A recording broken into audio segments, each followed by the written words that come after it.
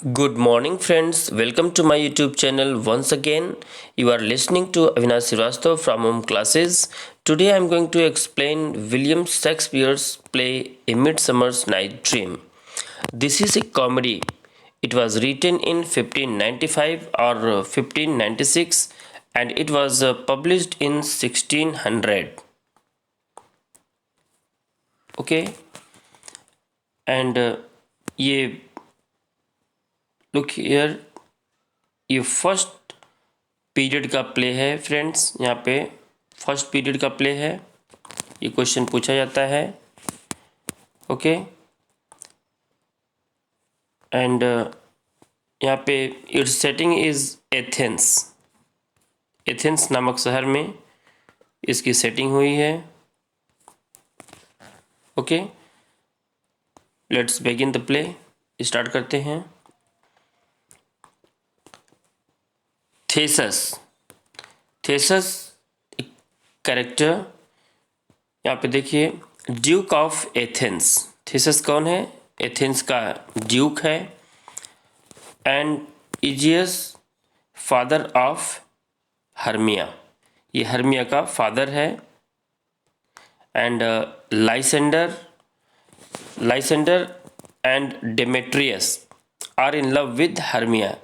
ये Hermia heroine है और इसके ये दोनों लवर रहते हैं, Lysander and Demetrius. Okay, next character Hermia in love with Lysander, ये लाइसेंडर के प्रेम में रहती है Hermia. And Helena in love with Demetrius, और हेलेना डेमेट्रियस से प्यार करती है और हर्मिया लाइसेंडर से। ओके फ्रेंड्स, तो कैरेक्टर को ध्यान से समझिए। Next character Oberon, king of the fairies. Oberon king of the fairies है।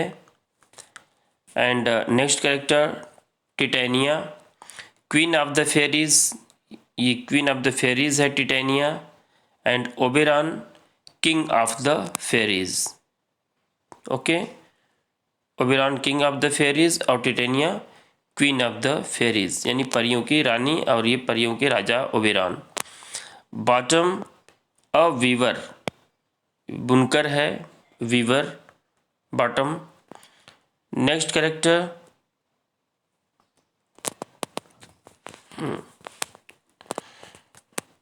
कैरेक्टर है Peaseblossom and Cobweb, Mustardseed and Moth. ये क्या है? सब फेरीज हैं, दीज आर फेरीज। और मस्टर्ड सीड ये फ्रेंड एग्जाम में पूछा गया है। मस्टर्ड सीड किस प्ले में मस्टर्ड सीड कैरेक्टर है? तो आपका A Midsummer's Night Dream. Okay, ये फेरीज को ध्यान में रखिए। ओके, तो मस्टर्ड सीड एग्जाम में पूछा गया है। Next character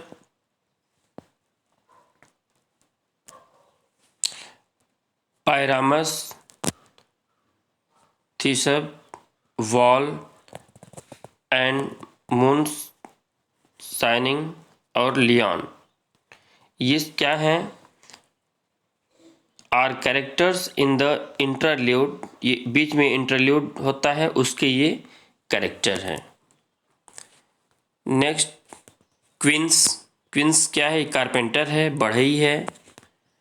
and next character snug, A ज्वाइंटर, sorry joiner, यानी ये मिस्त्री या बढ़ई का काम करने वाला, मिस्त्री का काम, तो ज्वाइनर, स्नग। और नेक्स्ट कैरेक्टर स्टारवेलिंग, ये टेलर है, ठीक है, स्टारवेलिंग। नेक्स्ट कैरेक्टर यहाँ पे देखिए हिप्पोलिटा, क्वीन ऑफ अमेजन्स एंड बेट्रोथ्ड टू थेसस। बेट्रोथ मतलब क्या होता है? मंगेतर। ये थेसस की, ये थेसस जो ड्यूक ऑफ एथेंस है, इसकी ये मंगेतर है हिप्पोलिटा। ओके, यहाँ पे बेट्रोथ्ड टू थेसस लिखा है। बेट्रोथ मतलब होता है मंगेतर। ओके, और नेक्स्ट कैरेक्टर है पक, ये भी एग्जाम में पूछा गया है। पक कैरेक्टर किस प्ले में है? ये देखिए पक, या इसी का दूसरा नाम है रॉबिन गुड फेलो। पक और रॉबिन गुड फेलो, ये एक फेरी है, ठीक है, परी है। तो पक और robin good fellow. Next character snout और टिंकर। टिंकर मतलब होता है मरम्मत करने वाला या ठठेरा, स्नाउट। ओके, तो ये कैरेक्टर आप देखिए, a midsummer night dream by William Shakespeare. Let's begin play, start करते हैं। प्राचीन समय की एक घटना है।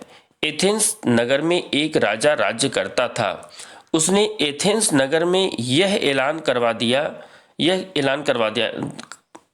दिया था कि उसके राज्य में जवान हो जाने के पश्चात कोई भी लड़की कुंवारी न रहे, चाहे लड़के की मर्जी हो या न हो, लेकिन उसके पिता को इस बात का अधिकार है कि वह जिस लड़के से चाहे उसकी शादी कर सकता है।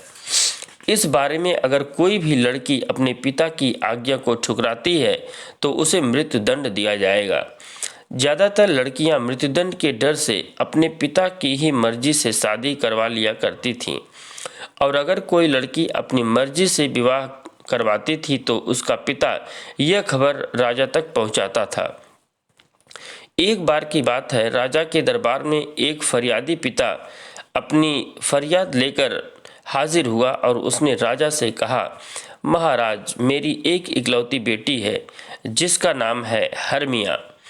मैंने उसकी परवरिश बड़े लाड प्यार से करी और बड़े नाजों से पाल पोस कर बड़ा किया है, मगर जब उसका शादी करने का समय निकट आया तो उसने मेरी मर्जी के अनुसार शादी करने से इनकार कर दिया। जिस नवयुवक को मैं उसका जीवन साथी बनाना चाहता हूँ वो हरमिया को बिल्कुल पसंद नहीं है। वह उससे विवाह करने से इनकार कर रही है। वह किसी दूसरे युवक को चाहती है और उसी से विवाह करना चाहती है। इसलिए महाराज, मैं आपके सामने ये फरियाद करता हूँ कि ऐसी नाफरमान लड़की को आप मृत्युदंड दे दीजिए। इतनी बात सुनते ही राजा चौंका और उसने हरमिया को अपने दरबार में हाजिर होने का आदेश दिया। ओके फ्रेंड्स, यहाँ पे हरमिया, ठीक है।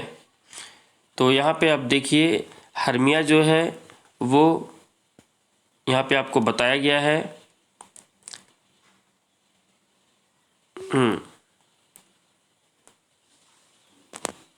हरमिया देखिए, इन लव विद लाइसेंडर। ये हरमिया किससे प्रेम करती है? ये यहाँ पे लाइसेंडर से ये प्रेम करती है। तो अगले दिन हरमिया राजा के दरबार में हाजिर हो गई। उसने पिता की आज्ञा न मानने और उसे नाराज करने की वजह पूछी। हरमिया ने राजा को बताया, महाराज, मेरे पिताजी मेरी शादी अपनी पसंद के युवक डेमेट्रियस से करना चाहते हैं। और इसके पिताजी जो चाह रहे थे वो हरमिया की शादी वो डेमेट्रियस से हो। ओके, लेकिन हरमिया वो लाइसेंडर से प्रेम करती थी, ठीक है। और इसके जो पिता थे वो चाहते थे कि इसकी शादी डेमेट्रियस से हो। ओके फ्रेंड्स, लेकिन वह हेलेना नामक लड़की से प्यार करता था, और जो डेमेट्रियस था वो किससे प्यार करता था? वो हेलेना से प्यार करता था, ठीक है। तो आगे, जब डेमेट्रियस मुझसे प्रेम ही नहीं करता तो फिर मैं उससे किस प्रकार विवाह कर सकती हूँ? ये हरमिया कहती है, मैं लाइसेंडर नामक युवक से प्यार करती हूँ और उसी से ही शादी करना चाहती हूँ। अगर किसी कारणवश मेरी शादी उसके साथ न हो सकी तो महाराज, मैं कुंवारी रहना पसंद करूँगी, मगर किसी और से विवाह नहीं करूँगी। राजा ने बड़े गौर से दोनों की बातें सुनी। फिर उसने हरमिया से कहा, हरमिया, हम तुम्हें सोचने समझने का एक और मौका दे रहे हैं। तुम 3 दिन के अंदर अगर उस युवक डिमिट्रियस से शादी करने को तैयार हो गई तो ठीक है, वरना आज से 4 दिन बाद हम तुम्हें मृत्युदंड दे देंगे। राजा का आदेश सुनने के बाद हर्मिया डर गई। वह सीधी अपने प्रेमी लाइसेंडर के पास जा पहुंची और उसने पूरी बात उसे जाकर बता दी कि वह किस मुसीबत में फंस गई है। उसकी बात सुनकर लाइसेंडर सोच में पड़ गया। काफ़ी देर तक सोचने विचारने के पश्चात वह बोला, मुझे एक आइडिया समझ में आया है जिसकी वजह से हम तुम आसानी से शादी कर सकते हैं और तुम्हें मृत्युदंड भी नहीं मिलेगा। वो कहती है, कैसा विचार? इस नगर की सीमा से बाहर किसी दूसरे राजा का राज्य है। उसने बताया, उसी राज्य में मेरी एक बूढ़ी मौसी भी रहती हैं। अगर तुम किसी प्रकार अपने पिता की नज़रों से छिपकर आज शाम तक इस नगर की सीमा से निकलने में कामयाब हो गई तो मैं भी तुम्हें वहीं पर मिल जाऊंगा। वहाँ से हम दोनों अपनी मौसी के घर चले जाएंगे, फिर हम अपनी मर्जी के मुताबिक शादी कर लेंगे, क्योंकि यहाँ के राजा के नियम और कानून इसी के राज्य तक ही सीमित हैं। इसकी सीमा से बाहर यह कायदे कानून नहीं लादे जा सकते। उसकी बात सुनकर हर्मिया खुशी से उछल पड़ी। उसे लाइसेंडर का आइडिया बहुत पसंद आया। फिर योजना के अनुसार दोनों एथेंस नगर की सीमा को पार करने में कामयाब हो गए। इत्तेफाक की बात है, उसी दिन डिमिट्रियस और हेलेना भी उसी जंगल में वन विहार के लिए पहुंचे हुए थे। जंगल के एक ओर तो लाइसेंडर और हर्मिया ने प्रवेश किया और दूसरी ओर से हेलेना और डिमिट्रियस दाखिल हुए। जिस तरफ से डिमिट्रियस और हेलेना गुजर रहे थे उसी तरफ कुछ ही दूरी पर ओबेरॉन नामक परियों का राजा निवास करता था। ओबेरॉन, ठीक है, ये परियों का राजा है। उसकी रानी, परियों की रानी टिटेनिया, जो उसकी परियों की रानी कौन है? ये टिटेनिया, और परियों का राजा ओबेरॉन, ठीक है।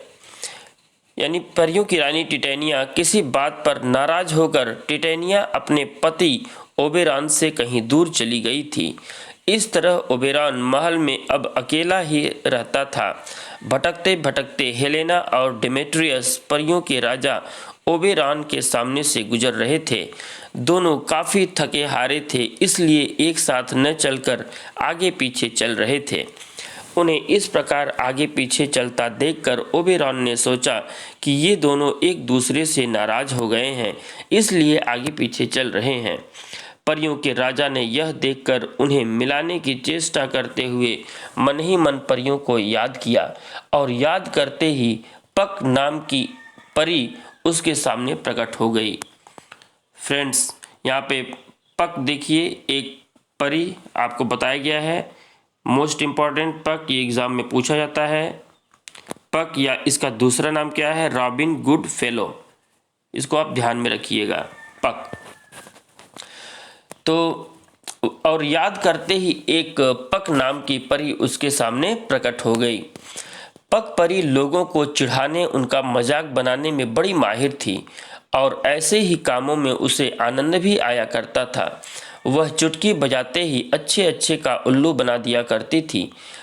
वह अक्सर निकट के गांव में जाती थी और वहां की ग्वालिनों को पानी भरता देखकर उनके मटकों में मेढक बनकर बैठ जाती थी और उन्हें डराया करती थी। ऐसा करने में उसे बड़ा मज़ा आता था। जैसे ही ग्वालिनें मटका देखती थी उसे देखकर पटक दिया करती थी। कभी कभी तो पूरा उड़ेल दिया करती थी। इस प्रकार उनका रोजाना बहुत नुकसान होता था।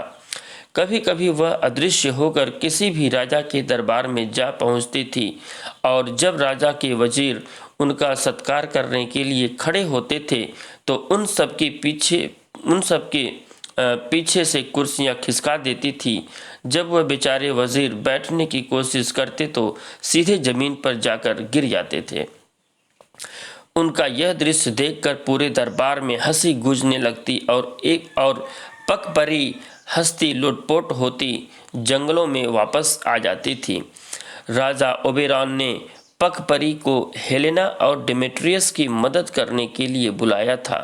वह चाहता था कि उनकी नाराज़गी दूर हो जाए, इसलिए उसने पकपरी को एक हरे रंग की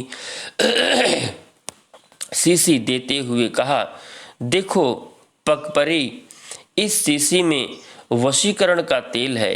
यानी इस तेल को अगर लगा दिया जाए, आँख में डाल दिया जाए तो वो क्या होता है, आगे आप देखिए। तो उसमें वशीकरण का तेल है। इस तेल की विशेषता यह है कि अगर इसकी एक बूंद किसी सोते हुए व्यक्ति की दाईं आँख पर लगा दी जाए तो जागने पर वह जिसे भी पहली बार देखेगा उसे उसी पर ही मोहित हो जाएगा, चाहे वह गधा हो, घोड़ा हो या बंदर ही क्यों न हो।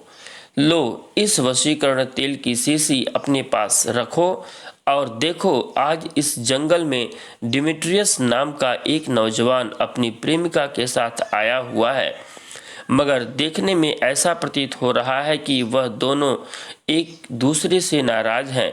डिमेट्रियस सुनहरे तथा हरे रंग के कपड़े धारण किए हुए है, इस प्रकार तुम उसे अच्छी तरह पहचान सकोगी। अगर वह तुम्हें कहीं भी सोता हुआ नजर आ जाए तो इस तेल की बूंद उसकी दाईं आंख पर लगा देना, लेकिन एक बात का खास तौर से ध्यान रखना कि उसकी प्रेमिका हेलेना उस समय उसके पास ही रहे, ताकि उसकी आंख खुलने पर उसकी नज़र सबसे पहले उसी पर ही टिके। जब राजा उसे यह सारी बातें समझा रहा था, उस समय भी पकपरी के दिमाग में कोई शैतानी उभर रही थी। इस वजह से उसने राजा की बात को ध्यान से न सुना। अंततः उसकी समझ में आधी ही बात आई थी। जब वह डिमेट्रियस और हेलेना की तलाश में निकली थी, उनकी तरफ जाने के बजाय दूसरी दिशा की ओर निकल गई, जिस तरफ से हर्मिया और लाइसेंडर आ रहे थे। यह भी एक इत्तेफाक ही कहा जाएगा कि उस दिन लाइसेंडर ने भी हरे कपड़े पहने हुए थे, इसलिए उसे डिमेट्रियस समझकर पकपरी ने सोते हुए उसकी आंख पर वशीकरण तेल लगा दिया और गायब हो गई। हर्मिया भी उसके दरबार में सोई हुई थी। जंगल के दूसरे किनारे पर हेलेना और डिमेट्रियस आपस में बिछुड़ गए थे और दोनों ही एक दूसरे की तलाश करते हुए इधर उधर भटक रहे थे। भटकती भटकती हेलेना उसी स्थान पर आ पहुंची थी जहां हर्मिया और लाइसेंडर सोए हुए थे। पत्तों की खड़खड़ाहट की आवाज़ सुनकर अचानक लाइसेंडर की आंख खुल गई। उसने हड़बड़ाकर उस दिशा में देखा जिस तरफ से हेलेना आ रही थी। जैसे ही दोनों की दृष्टि टकराई, लाइसेंडर उस वशीकरण के तेल के प्रभाव से हेलेना पर आशिक हो गया और स्वप्न सुंदरी, जन्नत से होर, स्वर्ग की अप्सरा, मेरे दिल की मलिका, न जाने क्या क्या कहकर अनेक नामों से उसे संबोधित करने लगा। इससे पहले कि उसे जाहिल, गंवार, बेवकूफ़ कहकर उसका मजाक बनाया करता था और उसकी तुलना हर्मिया से करके फूला नहीं समाता था, मगर आज तो उसका बिल्कुल उल्टा ही हो गया था। वो हर्मिया के प्यार को बिल्कुल भूल गया था और उसके बदले हेलेना को अपनी प्रेमिका, अपनी प्रीतमा और न जाने क्या क्या प्रेम भरे शब्द बोलकर खुशामद करने लगा था। हेलेना ने समझा कि लाइसेंडर उसका मजाक उड़ा रहा है, इसलिए वह उसे बेशर्म, निर्लज्ज, बेवकूफ़ कहकर वहाँ से आगे बढ़ गई थी। लेकिन ज्यों-ज्यों तेल का असर होता जा रहा था, वैसे वैसे लाइसेंडर का प्यार हेलेना के लिए बढ़ता ही जा रहा था। उसकी गालियाँ भी उसे फूलों की पंखुड़ियों की तरह लग रही थीं। वह बेतहाशा दीवानों की तरह भाग रहा था और हेलेना आगे आगे भाग रही थी। कुछ देर पश्चात जब हर्मिया की आंख खुली तो अपने आप को जंगल में अकेली पाकर वह बुरी तरह चौंक पड़ी और डरकर इधर उधर देखकर लाइसेंडर पुकारने लगी। उसकी नज़रें लाइसेंडर की तलाश कर रही थी, मगर उसका वहाँ कहीं पता नहीं था। फिर वह भयभीत होकर उसकी तलाश में भागने लगी, साथ ही वह उसे पुकारती भी जा रही थी। आकाश में छिपी हुई अदृश्य पकपरी यह सारा तमाशा देख रही थी। उसकी समझ में तेल का रहस्य आ चुका था। वह लाइसेंडर के ऊपर इस तेल का प्रभाव देख चुकी थी, इसलिए वह उसकी खबर देने के लिए परियों के राजा ओबेरॉन के पास जा पहुंची और जाकर बताया, मालिक, वाकई आपका तेल बड़ा प्रभावकारी है, इसने तो खूब रंग जमा दिया। आपके कहने के मुताबिक मैंने इसे हरे रंग के कपड़े पहने हुए युवक की आंख पर लगा दिया तो वह अपनी प्रेमिका को सोता छोड़कर किसी दूसरी लड़की पर आशिक हो गया और दीवानों की तरह उसके पीछे पीछे भाग रहा है। लेकिन वह लड़की तो उसे बिल्कुल प्यार नहीं करती। वह तो उसको लगातार अनेकों गालियां बक रही थी। उसकी गालियां सुनने में इतना आनंद आ रहा था कि इतना आनंद मुझे आज तक नहीं आया। ओबेरॉन का माथा ठनक गया। वह बोला, अरे बेवकूफ़, कहीं तू गलती से किसी और व्यक्ति के तो तेल नहीं लगा दिया? मुझे तेरी बात सुनकर ऐसा ही लग रहा है। मैंने तो रूठे हुए प्रेमियों को एक करने की कोशिश की थी, तूने तो दूसरी जोड़ी को भी अलग कर दिया। तेरी बात सुनकर मेरी समझ में आ रहा है कि आज इस जंगल में एक मियाँ बीवी नहीं बल्कि 2 जोड़े आए हुए हैं और शायद मुझे लगता है कि दोनों ने ही हरे रंग के कपड़े पहने हुए हैं। और अब जल्दी जा और इस बात का ध्यान रख कि मैं जिन रूठे हुए प्रेमी प्रेमिका में सुलह करवाना चाहती हूँ उनमें युवक का नाम डिमिट्रियस और उसकी प्रेमिका का नाम हेलेना है। अब तू शीघ्रता से वहाँ जा और जल्दी से उनसे प्रेम करवा कर वापस आ। तब उसके आदेश का पालन करने के लिए पक नामक परी शीघ्रता से वहाँ से चल पड़ी। फिर उसने सोते हुए डिमिट्रियस की आंख पर तेल की बूंद डाल दी। उधर हेलेना भागती भागती उसी दिशा में आ रही थी जिधर डिमिट्रियस सोया हुआ था। हेलेना के पीछे लाइसेंडर भागता हुआ आ रहा था और लाइसेंडर के पीछे हर्मिया भागी हुई उसी दिशा में आ रही थी। वे तीनों भागे हुए उसी जगह पर पहुंच गए जहां डिमिट्रियस सोया हुआ था। पक परी ने जैसे ही पहले ही अनुमान लगा लिया था। डिमिट्रियस की आंख खुलते ही सबसे पहले उसकी नज़र हेलेना पर पड़ी। हेलेना से तो वह पहले से ही प्यार करता था। अब तेल के प्रभाव से वह पहले से भी उसे 1000 गुना ज़्यादा अच्छी लगने लगी थी। वह चिल्लाता हुआ उससे बोला, प्यारी हेलेना, तुम कहाँ चली गई थी? तुम्हें ढूंढते ढूंढते मेरे पाँव में छाले पड़ गए।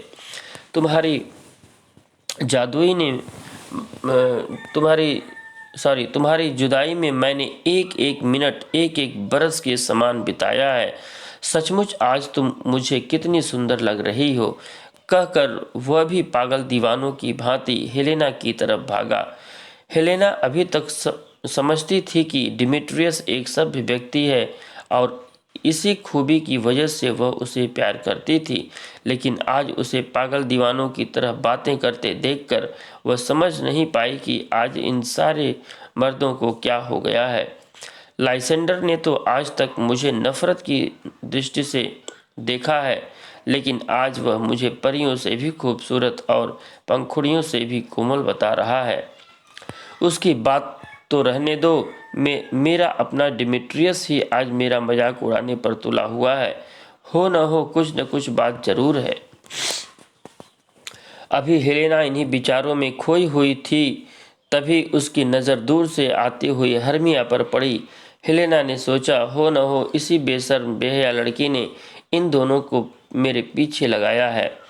ये इन दोनों को अपने वश में करके मुझे तंग करने की कोशिश कर रही है। यह सोचकर वह हर्मिया की तरफ लपकी और उसकी चुटिया पकड़कर उसे घसीटने लगी। उधर हर्मिया ने समझा कि उसी चुड़ैल ने मेरे लाइसेंडर को भगाकर अपने वश में कर लिया है, इसलिए यही मेरी दुश्मन बनी बैठी है। वह भी हेलेना की चुटिया पकड़कर उसके बाल नोचने लगी। इन्हीं लड़ते देखकर आसमान में छिपी पक परी अपनी हंसी नहीं रोक सकी और जोर जोर से खिलखिलाकर हंसने लगी। डिमिट्रियस पहले ही लाइसेंडर पर इस बात से चिढ़ा हुआ था कि वह उसकी हेलेना का अपमान कर रहा था। अब हंसी की आवाज़ सुनकर उसने समझ लिया कि लाइसेंडर ही उसे चिढ़ाने के लिए हंस रहा है। उसने एक पल भी गंवाए बिना उस पर तलवार तान दी। लाइसेंडर ने फौरन अपनी तलवार खींच ली और दोनों लड़ते हुए बहुत दूर निकल गए। इस तरह उनमें झगड़ा करवाकर पगपरी मजे लूट रही थी। वह हंसती खिलखिलाती हुई राजा ओबेरॉन के पास पहुंची और हंसते हुए बोली, मालिक, अगर आपको बटेर और बटेरनियों की लड़ाई देखनी है तो मेरे साथ जल्दी चलो, नहीं तो फिर ऐसा मौका हाथ नहीं लगेगा। जब राजा ओबेरॉन ने सारी कहानी सुनी तो उसे अपनी गलती पर बहुत पश्चाताप हुआ। उसकी एक भूल की वजह से दो सुखी प्रेमी जोड़े को बहुत बड़ी समस्या में डाल दिया था। फिर उसे अपनी हालत भी याद आने लगी थी कि किस तरह उसकी अपनी रानी टिटेनिया भी उससे नाराज़ होकर चली गई थी और उसके बिना वह कितना बेचैन रहता था। उसने उसी समय पगपरी से कहा, पगपरी, अब इस शरारतों को छोड़ो और जो बात मैं कह रहा हूँ उसे गौर से सुनो। जिन दो नौजवानों को तुम लड़ते हुए छोड़कर आई हो उनमें एक का नाम लाइसेंडर और दूसरे का नाम डिमिट्रियस है। इनमें डिमिट्रियस नाम का युवक हेलेना से प्यार करता है और लाइसेंडर हर्मिया से। तुमने दोनों युवकों को हेलेना के पीछे लगा दिया है। वह दोनों उसी के दीवाने हो गए हैं।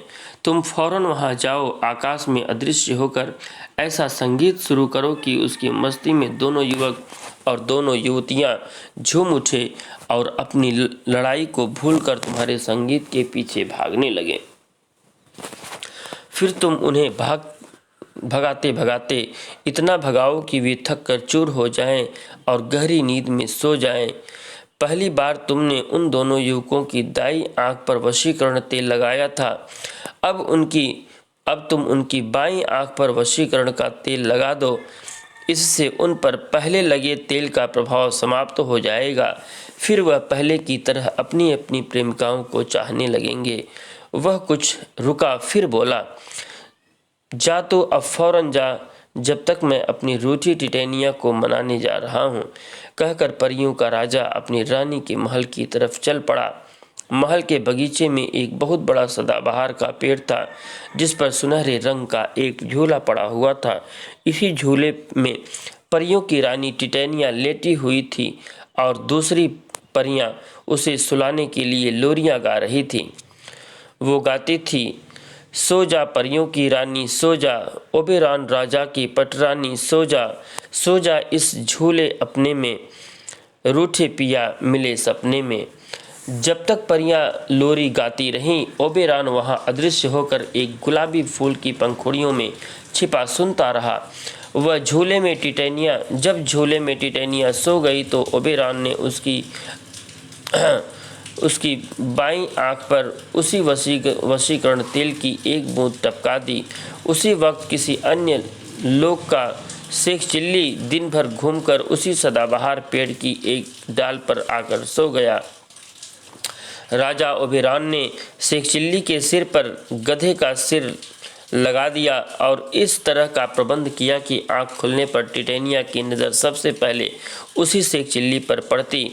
कुछ देर पश्चात जब टिटेनिया जागी तो उसने एक शाखा पर सोए हुए शेख चिल्ली को सबसे पहले देखा। वशीकरण तेल के असर से वह उस शेख चिल्ली पर आशिक हो गई और दूसरी परियों को कहने लगी, देखो, यह स्वर्ग का देवता उतरकर उस डाल पर सो गया है। जरा देखो उसका सर, उसके कान कितने खूबसूरत हैं। ऐसा सुंदर युवक तो मैंने परलोक में भी नहीं देखा। टिटेनिया के मुंह से गधे के बारे में ऐसी बात सुनकर ओबेरॉन हंसी के मारे लोटपोट हुआ जा रहा था, लेकिन उसके अदृश्य होने की वजह से किसी को पता नहीं चल रहा था।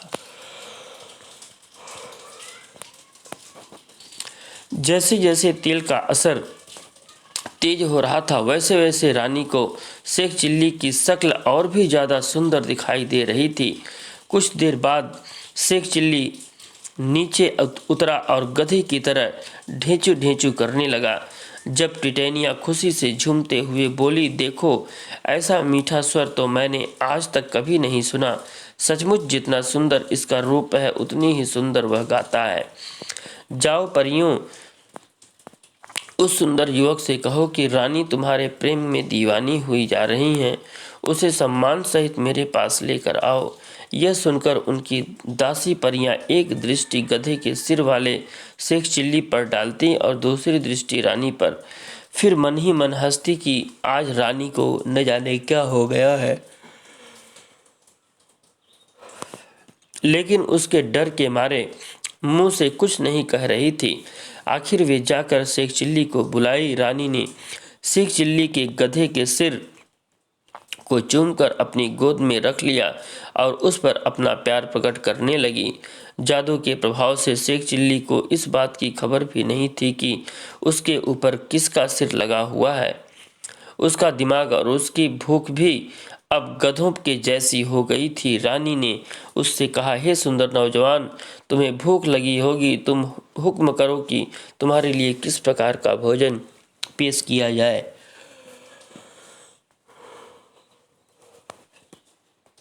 उस शेख चिल्ली ने हिनहिनाकर कहा, मैं तो 5 सेर भूसा और 3 सेर चने की दाल खाऊंगा, बस इसी से मेरा पेट भर जाएगा। परियां तुरंत ही भूसा और चने की दाल ले आई। अब रानी ने पूछा, ऐ सुंदर नौजवान, तुम किस प्रकार के वस्त्र पहनना पसंद करोगे, रेशमी या सूती? शेख चिल्ली का दिमाग भी गधे वाला था, अतः उसने खुश होकर कहा, मुझे तो बोरी के ही कपड़े चाहिए।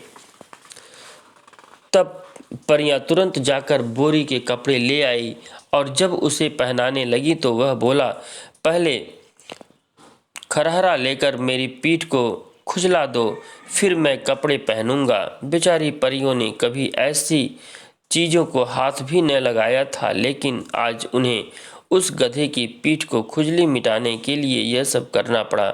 कुछ देर पश्चात तक खुजलाने से शेख चिल्ली की नींद आने लगी तो वह रानी की गोद में सिर रखकर आराम से सो गया। सोते समय वह जोर जोर से खर्राटे भर रहा था। ठीक उसी समय ओबेरॉन ने मौका देखकर उस तेल की एक बूंद रानी की बाईं आंख पर लगा दी, जिससे शेख चिल्ली के प्रति उसके प्यार का सारा नशा दूर हो गया। अब उसे सचमुच गधे का सिर दिखाई देने लगा। इसी समय ओबेरॉन अपनी रानी टिटेनिया के सामने प्रकट होकर आ गया और हंसते हुए बोला, क्यों रानी साहिबा, मुझसे नाराज होकर किससे प्रेम किया जा रहा था? इतना सुनते ही रानी टिटेनिया शर्मिंदगी की वजह से पानी पानी हो गई और गधे के सिर को लात मारकर चुप बैठी रही। ओबेरॉन ने मुस्कुराते हुए कहा, फिर तो आप मुझसे कभी नाराज नहीं होंगी।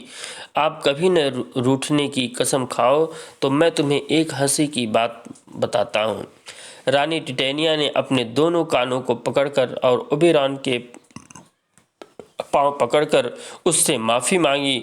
तब ओबेरॉन ने उसे वशीकरण तेल के प्रभाव और गधे के सिर की पूरी कहानी कह सुनाई।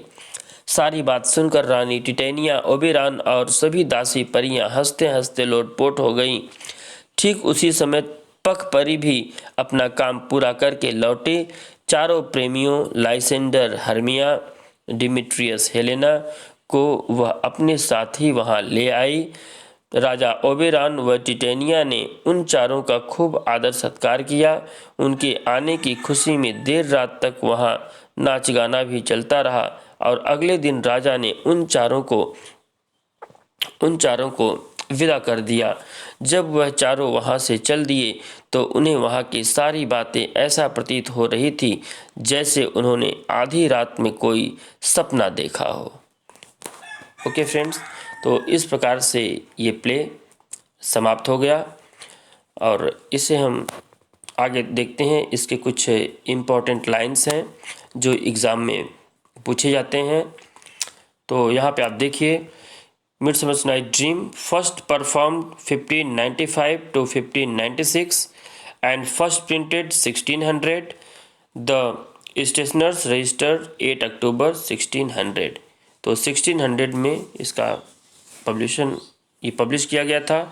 ये एक क्या है, कॉमेडी है और इसकी सेटिंग जो रखी गई वो एथेंस नामक शहर में है and A would near by, ठीक है, जंगल के पास। तो इसमें मेन लाइन ये एग्ज़ाम में पूछा जाता है, bless thee Bottom bless thee thou art translated, ये कौन कहता है? क्वींस कहता है, एक्ट 3 सीन 1 में। ये मोस्ट इम्पॉर्टेंट है। द लुनेटिक द लवर कई बार पूछा गया है, ठीक है। The lunatic the lover and the poet are of imagination all compact, ये कौन कहता है? थीसस। ये कहता है एक्ट 5 सीन 1 में 51 में। यानी ऐसा भी पूछा जाता है कि किस एक्ट और किस सीन में ये बात कही गई है, तो इसको 51 आप 51 याद कर लीजिए। और किसने कहा है? ये थेसस ने कहा है, the lunatic the lover and the poet, ठीक है। या are of imagination all compact, ये मोस्ट इम्पॉर्टेंट लाइन है। आगे, the course of true love never did run smooth, ये किसने कहा है? लाइसेंडर ने कहा है, एक्ट 1 सीन 1 में लाइसेंडर ने कहा है। नेक्स्ट लाइन है, love looks not with the eyes and but with the mind and therefore is winged Cupid painted blind, ये हेलेना कहती है, एक्ट 1 सीन 1 में। तो इम्पॉर्टेंट लाइन ये, इसको आप देख लीजिए। और इसका जो सोर्स है, सोर्स में देखिए, an allusion to Spenser's Epithalamion, ये है। और दूसरा है references from Ovid and Oberon's medieval romance Huon of Bordeaux, Apuleius का golden ass and references from Chaucer's the king's knight. तो इतने ये सोर्स हैं, ओके फ्रेंड्स। तो ये लाइन मोस्ट इम्पॉर्टेंट है, इसको आप याद कर लीजिए, ओके। तो इस प्रकार से ये प्ले समाप्त होता है। फिर मिलते हैं नेक्स्ट वीडियो में। Thank you for watching this video.